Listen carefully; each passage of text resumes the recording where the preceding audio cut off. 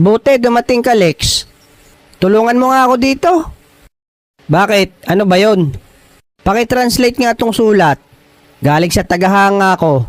English kasi eh. Sige at basahin mo. Ako ang bahala. Dear Bogart, Hi daw. When I first saw your picture, nung una kong nilagari ang litrato mo, bakit nilagari naman? Yun ang sabi eh. I was so happy.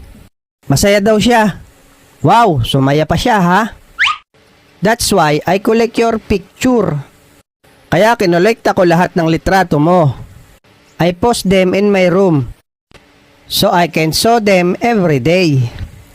Dinigit niya sa kwarto para daw lagarin araw-araw. Si Kekay ata to eh, kaya galit. Baka nga, I'm big fan of yours. Malaking pamaypay mo ako. Your nose is slightly big but cute. Magkahiwalay daw ang ilong mo. Aba, nang lait pa talaga. You're so cute as your friend. Mas cute daw ako. My dream is to show you in person. Pangarap daw niyang lagariin ka sa personal. Take care yourself. Alagaan mo daw sarili mo. Because I will show you soon. Dahil malapit ka na niyang lagariin.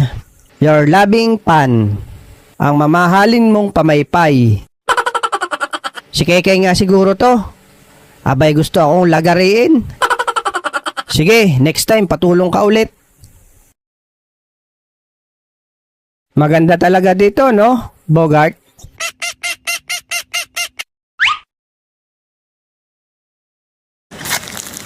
Mga tutoy, wala bang tulay-tulay dito para makatawid sa kabila?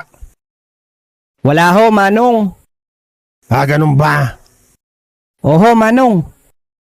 Sa tingin nyo, mababaw lang ba yung ilog? Oho, Manong. Sure kayo ha? Sure yan, Manong.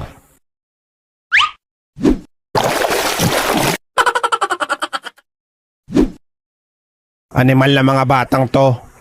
Sabi nyo mababaw lang itong ilog. Muntik na akong malunod.